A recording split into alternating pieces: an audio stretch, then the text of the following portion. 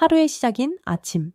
그 시간을 어떻게 보내느냐에 따라 하루의 분위기, 감정, 집중력, 심지어 삶의 방향까지 달라질 수 있습니다.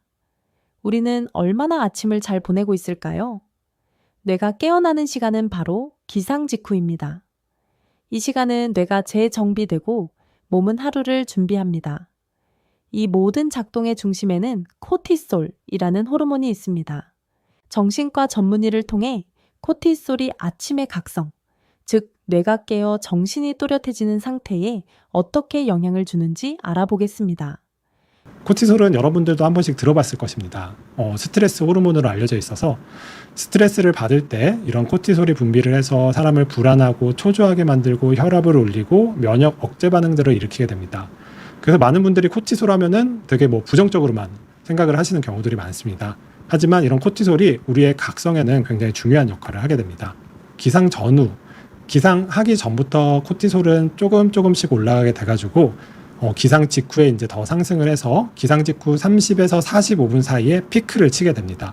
이런 코티솔 각성 반응을 일으키는데 중요한 역할을 하는 부위가 시교차 상액이라는 부위입니다. 이 시교차 상액은 포유류의 일주기, 생체 리듬을 조율하는 시계 역할을 하게 되는데요.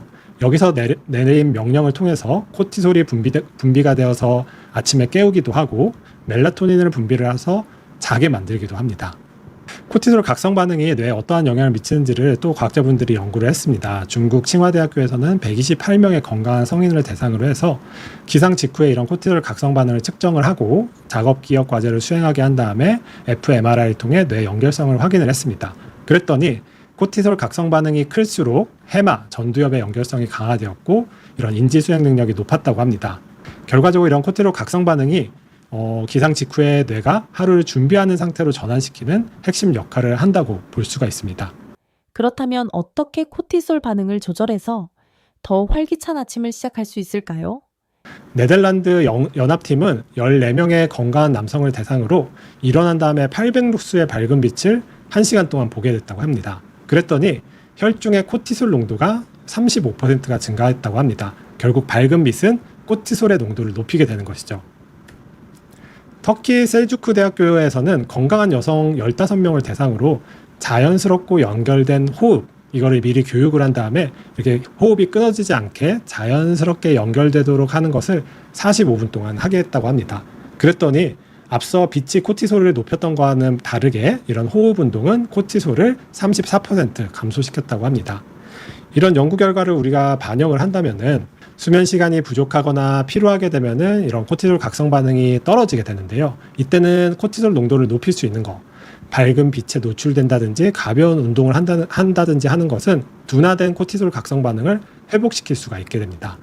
반대로 불안하거나 스트레스를 많이 받으시는 분들은 이런 코티솔 각성 반응이 과도하게 높을 수가 있습니다. 이때는 코티솔을 오히려 낮추는 것들, 스트레칭을 한다든지 앞서 터키 연구처럼 호흡 운동을 한다든지 또 대표적으로 코티솔 레벨을 낮춰주는 것으로 알려져 있는 명상 등을 통해서 과도하게 분비된 코티솔을 낮추는 것을 해볼 수가 있습니다. 그래서 우리가 코티솔 각성 반응을 적절히 조절함으로써 하루의 시작을 조화롭고 균형 잡히게 시작할 수 있도록 할 수 있다고 볼 수가 있습니다. 이렇게 하루를 결정짓는 아침이 중요한 또 다른 이유가 있습니다. 우리가 여러 가지 책이라든지 유명하신 분들의 이야기를 듣다 보면은 기상 후 창의적 사고가 나왔다는 일화를 접할 때가 많습니다. 구글을 창업자인 레리 페이지는 잠에서 깨어난 뒤 구글 아이디어가 떠올랐다고 합니다. 기상 직후에는 복잡한 우리 뇌의 회로가 렘 수면에 의해 가지고 재정비가 완료된 상태라고 할 수가 있습니다. 그렇기 때문에 이전보다 정돈되고 유연한 연결 구조를 바탕으로 해서 새로운 사고를 할 수가 있는 거죠. 그래서 이전에는 떠오르지 않았던 기발한 아이디어라든지 해결책이 자연스럽게 생각이 날 수가 있는 것입니다. 그런데 많은 사람들이 이 황금 시간에 일어나서 스마트폰의 주의를 빼앗깁니다. 그래서 외부 자극에 오히려 주의를 기울이게 되는데 이건 어떻게 보면 우리가 굉장히 창의로운 시간대를 놓치고 있다고 볼 수가 있는 거죠. 그래서 어떻게 보면 기상 후에는 이런 외부 자극에 신경 쓰는 것보다는 떠오르는 나의 생각의 흐름에 나를 맡겨보는 것, 이런 것들이 굉장히 우리 창의적 사고를 촉진하는 데 도움이 될 수가 있습니다. 그리고 이런 창의적인 사고를 그대로 놔두면 우리가 또 시간이 지나면은 기억을 못할 것입니다. 이때는 이런 사고를 기록을 해두는 게 좋겠는데요. 이때 스마트폰보다는 종이와 펜으로 기록하는 것이 좋습니다. 노르웨이 과학기술대학교에서는 키보드를 우리가 칠 때보다 손으로 글을 쓸 때 뇌의 연결성의 증가가 관찰된다고 합니다. 왼쪽에 있는 사진은 제가 실제로 아침에 이렇게 떠오르는 생각들을 종이와 펜으로 기록을 한 거였는데요. 굉장히 내가 평상시에 생각하기 어려웠었던 부분이라든지 전달에 막혔었던 부분들이 이렇게 잘 떠오르게 됩니다. 아침은 이렇게 창의적 사고와 하루의 방향을 결정짓는 중요한 시간입니다. 햇빛을 쬐고 호흡하며 가벼운 움직임으로 뇌와 몸을 깨우고 우리의 영을 살리는 777 기도로 하루를 여는 것. 그것이 곧 아침과 하루를 회복하는 시작이 됩니다. 시편 5편 3절에 여호와여, 아침에 주께서 나의 소리를 들으시리니 아침에 내가 주께 기도하고 바라리이다. 그리스도께서 주신 것을 누리며 아침을 정복하는 영적 서밋의 삶이 회복되길 기도합니다.